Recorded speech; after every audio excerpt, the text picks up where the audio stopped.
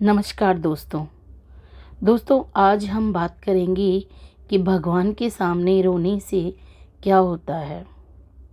इसके बारे में शास्त्रों में बहुत कुछ लिखा है, विस्तार से जानकारियाँ भी दी गई हैं। तो चलिए हम आज बात करते हैं।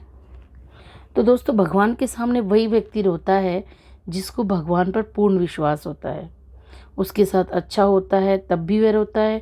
खुशी के आंसू जिसे कहते हैं अपन, वही होती है जो उसको रोना दिला देता है।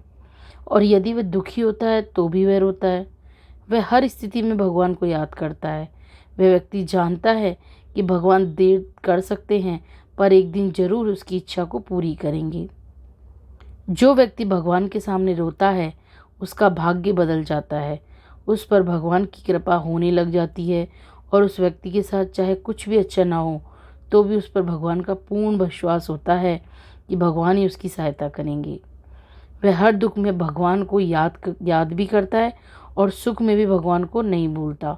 उस व्यक्ति का मन पवित्र होने लगता है और उसके अंदर सद्गुणी विचारों का प्रवेश होने लगता है और उसका मन भगवान की भक्ति में लगने लगता है। दोस्तों, कहते हैं कि इंसान अपनों से ही अपनी दुख भरी दास्तां सुनाता है, लेकिन यदि आप किसी इंसान के पास अपनी बात जाहिर करेंगे, किसी इंसान को अपनी बात बताएंगे, अपना दुख दर्द बताएंगे, तो वो आपकी सहायता तो करेगा लेकिन वो बदले में सहायता करेगा, अर्थात वो आपसे कुछ ना कुछ सहायता अवश्य मांगेगा। लेकिन भगवान के सामने ऐसा करने से भगवान हमसे कुछ भी नहीं मांगते हैं। भगवान सिर्फ अपनी भक्ति चाहते हैं। भगवान एकदम शुद्ध मन से आप भगवान की पूजा करिए, भगवान की आरती करिए। इसके अलावा भगवान आपसे कुछ भी नहीं मांगते हैं। दोस्तों, जब कोई व्यक्ति भगवान के सामने जाता है तो उसका दुख दर्द वह भगवान को बताता है। हमारे मन की हर एक बात भगवान जरूर जानते हैं। वह अंतर्यामी हैं, उनसे कुछ नहीं छुपता है। जब किसी व्यक्ति को भगवान के पास जाते ही रोना आ जाता है ना, तो उसे यदि मुसीबतों से जल्दी बाहर निकलना है तो उसे भगवत गीता का पाठ शुरू कर देना चाहिए। क्योंकि जब कोई व्यक्ति भगवत गीता पढ़ता है तो उसे बहुत जल्दी भगवान सही राह दिखा देते हैं। अगर कोई विधि पूर्वक भगवत गीता को पढ़ता है तो उसके जीवन में चमत्कार जरूर होता है। आप भगवान की स्तुति करें, वो आपके जीवन के बड़े से बड़े संकट को दूर करेंगे। तो दोस्तों, ये एक भक्ति होती है जो आपके अंदर सद्गुणी विचारों का प्रवेश करती है। आप किसी का बुरा नहीं सोचते, किसी के बारे में बुरा नहीं बोलते, किसी का बुरा नहीं करते। ये होता है सद्गुणी विचारों का प्रवेश।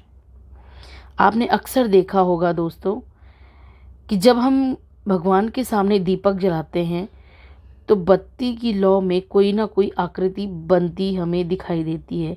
यदि हमने शुद्ध मन से और साफ मन से उस बत्ती को प्रज्वलित किया है भगवान के सामने, तो उसमें अवश्य ही कोई ना कोई आकृति ज़रूर बनेगी। इसके अलावा आपने देखा होगा जब भी हम पूजा करते हैं कभी भी, तो या तो कोई फूल गिरता है या कोई घंटी अचानक से बजती है, तो ये भी एक भगवान का संकेत होता है कि आपके अंदर सद्गुणी विचारों का प्रवेश हो रहा है। इसके अलावा अचानक जब आप पूजा करते हैं तो अचानक से आपके शरीर में कंपन होने लगता है, रोंगटे खड़े हो जाते हैं, ये भी सद्गुणी विचारों का प्रवेश होता है। तो भगवान आपकी हर रूप में सहायता करते हैं। तो ये तो हुई सद्गुणी विचारों के प्रवेश वाली बात। अब जो हमारा मेन पॉइंट है उसकी एक छोटी सी चर्चा करते हैं कि भगवान के सामने रोने से आखिर होता क्या है।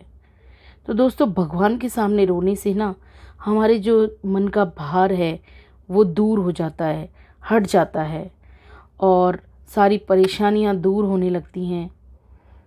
ये कहा जाता है कि यदि हम सच्चे मन से भगवान की पूजा करें और यदि हमें अपने आप ही भगवान के आगे आते ही अपने कष्टों को याद करते हुए रोना आ जाता है, तो भगवान उसे अपने आप समझ जाते हैं और उसे उन परेशानियों को दूर करने का प्रयास करते हैं।